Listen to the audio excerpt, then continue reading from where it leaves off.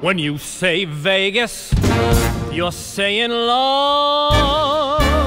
You're saying diamond rings and all the things that little girls dream of. Episode 3, Wedding Crasher. Hashtag Wedding Crasher. Hey, I'm Brynn O'Malley. Welcome back to episode 3 of Wedding Crasher. Hashtag Wedding Crasher. I'm Broadway.com. My name's Brynn O'Malley. I play Betsy Nolan. I'm choking on my dinner. In a show called Honeymoon in Vegas that is coming to Broadway on November 18th. We start previews. You should come see this show. It's really, really good. I've said it before and I'll say it again. If you know me well, you know... this is the engagement ring from the show. I'm using it as a prop, but I don't need to. The show's really good. If you know me, you know that I don't gush often about things like musicals that I'm necessarily in or not in. And I want my words to mean something, so I try not to overdo it or exaggerate. And this show is fantastic. It is flawless. It literally has something for everyone. You should come see it. You should get tickets. You can get tickets now. You can come see the show in a week. That's terrifying, but we're ready for you. Don't worry. Okay. So many things on this week's episode, and I really feel bad because you guys were killing it on Twitter this week with the questions. So many amazing questions. Thank you. I am not going to get to them all this week. I'm going to try to finish up the ones that I don't get to next week because we have a really awesome, super long interview with Nancy Opel that I don't want to mess up. And also, it's we're in tech, and I got some really amazing footage from tech and that I want to make sure that Broadway.com doesn't cut for time. They're probably cutting this right now. Send me your questions. Also, next week, Tony Danza. We are interviewing Tony Danza, the boss, next week. Tweet me your questions for Tony Danza. Okay, so, at Brynn O'Malley, here we go, spelling time. BRYNNOMALLEY. Why am I looking at that like I'm reading it? I know how to spell my name. At Tony Danza, you know how to spell it. At Broadway.com. At Honeymoon Broadway, but Honeymoon BWAY. Okay, great. Oh, hashtag Wedding Crasher. Don't forget the hashtag.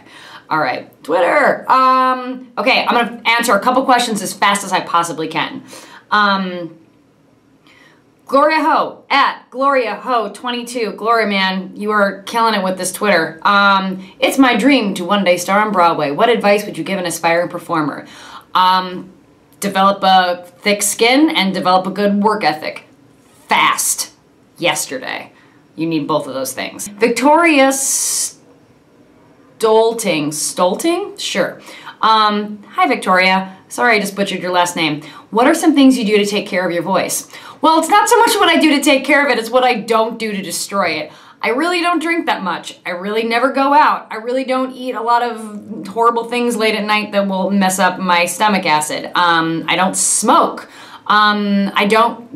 Basically I just don't do anything fun if I have to sing. I save that for the day off, and sometimes not even then. I hope that answers your question. Drink a lot of water, use a humidifier, neti pot, do those things. I'll answer one more. Sarah Ray, at Sarah, R-A-E-W-O. Love the vlog, lady. Oh my God, thank you! What do you think is going to be JRB's, that's Jason Robert Brown, this is initials, biggest song from the show, and why do you love it? Oh,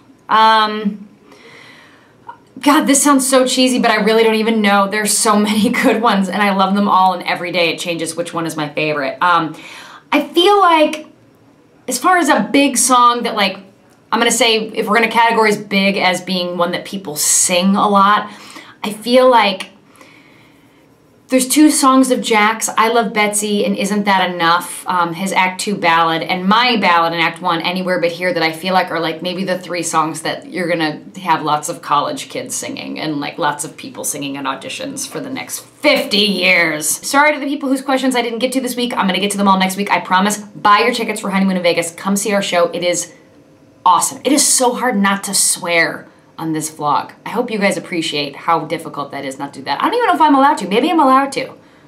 I'm gonna start swearing and then see if Broadway.com bleeps it out, but maybe that's not family friendly. I feel like Tony Danza would get mad at me if I started swearing on this vlog, because he's like a teacher and he'd be like, Brynn, you don't have to do that. You don't have to do that. Shit. David Rosenberg some new alternative higher notes.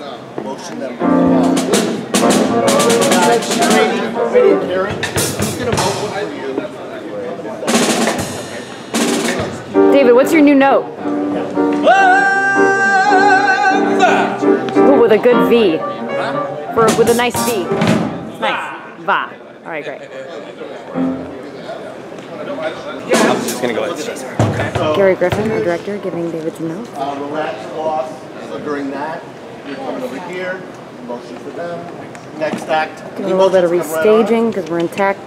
Things are getting complicated. Carrie Tedder delivering a stool and a harp for Sapphire de la Tour. I'm working out new bits.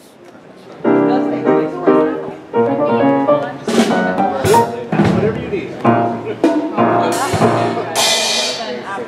are the entertainment. You know?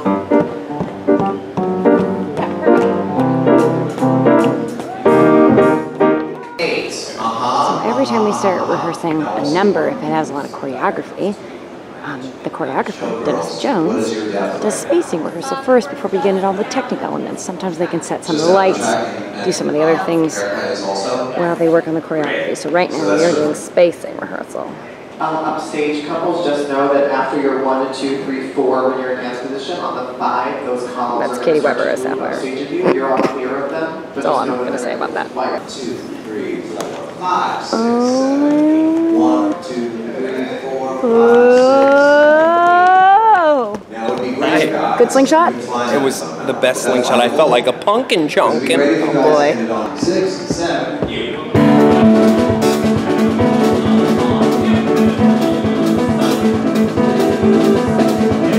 Rehearsing choreographic changes. Spacing. It's not perfect. Don't judge. We're working new stuff.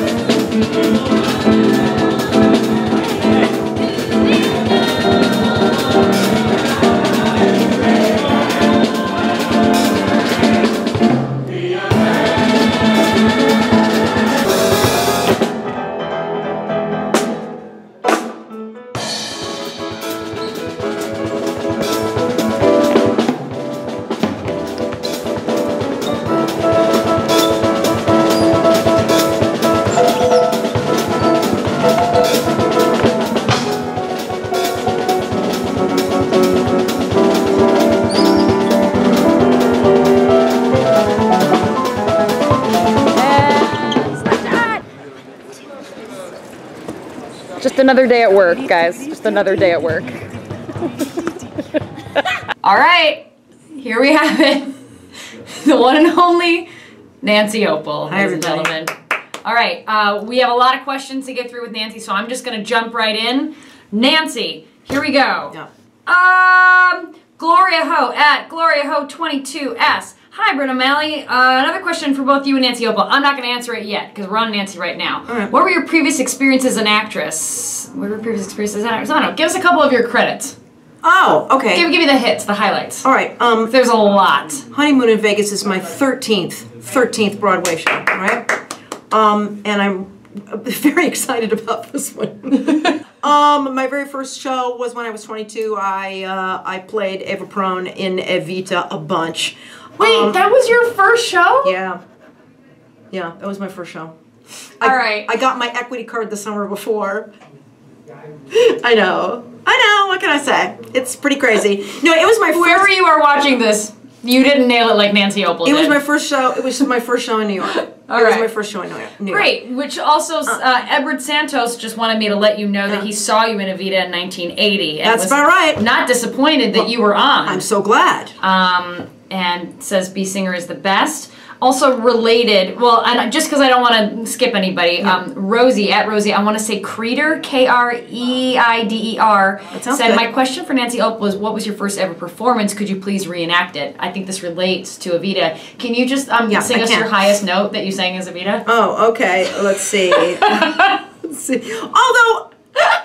Now, we could talk about my very first professional show, which is different altogether. That's great. Let's do that. That was Polly Brown in The Boyfriend. Anyone who reached the age of 17 or thereabouts has but one design in view. I was actually 16. I was actually younger than my part was. Oh, isn't that cute? Isn't it also really funny to see Nancy play an innocent? I know, but I was absolute child. Nancy. Yeah. Billy at Billy562 asks, when did you find out you were cast in Honeymoon in Vegas? Oh! I don't even know the answer to this question because I feel like you've been a part of it for a while, right? I have, and I'm going to say that I became sort of associated with the show like 4 years ago, I think. You heard they cast me and you were like, please, somebody. That is exactly what happened. Yeah. It's okay, she's the leading lady. I have to be nice. About 4 years ago, I think, I did I think they called them a lab. Yeah. I think it was a lab. I did a lab of that. That's the name they come up with to pay you no money. Yeah, lab. Pay no attention to the man behind the curtain. For goodness sakes, here we are on Broadway. It was worth it though. It was worth it. It was worth it. That's awesome. That's amazing. So 4 years, and now I think no one can really imagine anyone else ever playing this part. So it's hard to believe that they didn't write it for you. This is what you go for when you do a show. You want to do something that only you can do. You want to do something that they go, hey, well, see, I hear the show that way, or I see the show that way, and the only person I know that does that way, that's got that thing, is XYZ person. And that's what you try to do. Like, for example, You're in Town. I did all the sort of prelim stuff, Eurotown, and then I thought, I don't know if I can go do that off-Broadway part of it. It's going to be really not very much money and blah, blah, blah. They all got on the phone. All the producers got onto the phone with the director, and they called me from the West Bank Cafe, and they go, please do it. It's the only time I've ever been begged by anyone. And rightly so. I mean, anybody who saw you in it knows, like, you can't imagine. Like, how could they ever thought they could have done the show before they had you? That was the show. I got like a little CD thing of it, and I heard the music, and this girl was like flipping into the and I went. I said, that's too much thinking. I can't do that. I'm just going to belt the whole thing. So I thing. said, is it okay? I said to the writers, is it okay if I just belt it? And they had this kind of look on their face like, sure, Nancy. Sure. Maybe, I guess. Why don't you sing it for us? And actually, that was the moment that they just went like, yeah, it's belted now. This is a belty song. Yeah. Oh, good goddamn, Nancy. Because I didn't even know what the note was until we had opened off Broadway. Yeah. And then people were calling people in the show and saying, what is that note? So I didn't even know. No, seriously, I didn't even know. That's amazing. And I go, somebody asked me, and I go, I don't know. And somebody said, it's a G. And I went, oh. Sort of mid-range for you. I said, it's a G. Yeah, no big deal. It's a G. Just a G. All right, I think we have time for. We're trying to fit this entire interview on 10-minute breaks. So we're gonna see if I think we have time for one more. Okay. Okay, Nancy, the one and only Nancy Opel, asked by our favorite at @E_Elena. Okay, my question for the one and only Nancy Opel: what was her favorite role she played, and what is your dream role? What's your favorite one you ever played, and what's your dream role? Oh man, that's really hard. I'm gonna have to say probably Penelope Pennywise in You're in Town was great. Although B. Singer is becoming a real favorite of mine right now. She's got those comfortable shoes and some pretty great costumes. I wear bedroom slippers. So, I mean, you always have to weigh that into the equation. Yeah. And then dream role. Here's the problem with dream roles. Dream roles are stuff that other people have done already. And the really fun thing is to create the new thing. To me, that's the challenge. Oh, is to create the new thing. Damn, Nancy. Listen, if it's a dream role, it already exists because you can dream it. Unless I go, oh, I want to be the first belter in outer space or something. You know what I mean? Yeah. It doesn't. A dream role is something that already exists, and you say, I could see myself doing that. Yeah. And that's different than like the creation of something new. Nancy, and that's the thing Nancy I like prefers to be a dream maker. And we're back. We'll be back also. And we're back. Hey. Back with Nancy Opel. Okay, just a few questions left. Hannah Moore at Hannah_Moores asks, in the show, B gives Jack the advice not to get married. What advice have you been given that you wish you had listened to, Nancy Opel? Oh my God. It's a dark one, right? That's a really existential kind of I know, like, right? Yeah. Golly, what should I, Just making sure we're both in frame. you know what? Okay, I have one.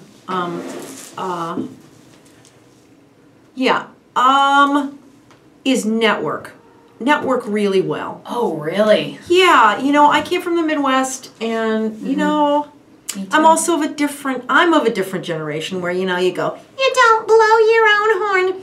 Frankly, you should probably blow your own horn. Really? A little more, yeah. Oh, that's the most depressing thing. I know, but you know what? I've watched the people, and people who do it in a very nice way, too. No, but I mean, where are you from again? Yeah, Kansas. Oh, Michigan. Yeah. All right. Yeah. See, so, you know, we just kind of like go, oh no, oh heck no, yeah. do that. But honestly, I think that the thing that people usually work the hardest on are like, you know, like getting your book in shape, or, you know, making sure your songs are in good shape, or you know, working on monologues, or going to scene class and stuff, and that's all great. And then, you know, maybe you do your website, but the thing that you don't do is just keep in touch with people in a nice way. Not a nudgy way, but just a nice way. You know, but the people that I know who used to do it the old-fashioned way, that they'd drop a note in the mail. What's mail? I used to be careful about telling brilliant people that I thought they were great. Oh, yeah. Because I thought, oh, everyone, you know, you hear it a million times a day. But you want to know something weird about it? Really brilliant people don't hear it a million times a day. They really don't. We should go downstairs and tell Jason Robert Brown that he's brilliant. We really should. How long do you think it's been since someone told him that? 5 seconds? You know, when I was doing, I did the original version of Sunday in the Park with George, and the day that that Steve Sondheim had Mandy sing it, finishing the hat for everybody. They go, okay. Wait, I just would like to point out, Nancy was there when that happened. Yeah, I was there, and it really was cool. Because we were all doing something, we were all rehearsing, and Mandy had worked on it. And so he comes in, and Paul Ford's sitting at the piano, and they go, we just want everybody to listen to this, because, you know, Mandy's been working on a song. And we all kind of went like this. We listened to it. And then the only way I could describe it is that everyone was so sort of overwhelmed by it, I guess. They go, okay, well, now we're going to go back to rehearsal. And everybody just sort of filed away. You know, sort of in this weird, awkward... You were like the first group of people to ever hear the song Finishing the Hat. And it is in my recollection that we all kind of like started to file away in a silent kind of weird way, you know, back to whatever we were doing. And I looked at Steve, because he was standing sort of down by the front of the stage, and I looked at him and I said, I think I have to go home. And he said, why, are you sick? And I said, no, that is the most beautiful thing I've ever heard in my life. And he looked at me and he said, did you really like it? Oh my God, Nancy. So don't think that the brilliant people in our lives hear that they're brilliant all the time. It's okay to tell them. All right, let's do our final question. All right. Just a lighter one. Okay. I'm actually glad I put it in this order, because I had a feeling that one was going to get heavy, so we'll just go out on like a light note. All right. I like the way she phrased this. Vivi at Vivsters123. Please ask Nancy what her guilty pleasure show tune is. If she says she doesn't have one, say everyone has one. Guilty pleasure show tune. You don't have to give the definitive answer, just also maybe whatever's the first one that comes to mind. Okay, yeah. I always have a hard time with superlatives. So. I have almost the entire score. Oh God, oh God, oh God, oh God, please say Mamma Mia. Of the Golden Apple. Smell that 6-inch beefsteak frying. I love you. You can't beat that. Oh my God, the Golden Apple. Oh my God. We'll raise a ruckus tonight. I mean, hilarious. My daughter and I sing the entire score, practically. Oh, yeah. That's the best answer. Yeah. So obscure. Yeah. Thank you. Truly. Busy sewing bee. Yeah. So, as you can see, this show is not any fun. Not fun. Not fun at all. No surprises. No. Not any fun. No. Please get your tickets for Honeymoon in Vegas. Come see our show. We start previews November 18th. Thank you so much, Nancy. My pleasure. You're a delight and a role model and a legend. Oh, why, thank you. Not overstating. She looks like a Dr. Seuss character. Thanks so much again, you guys, for watching. Tweet me any questions you have. I will get to all of your questions from this week, next week, I promise. But also, most importantly, tweet me your questions for Mr. Tony Danza, the boss himself. We will be interviewing him next week on hashtag Wedding Crasher. I guess that's it. Look what I'm wearing, guys. Spoiler alert, or is it? Who do I end up with? You have to come see Honeymoon in Vegas to find out. Oh my God, bye!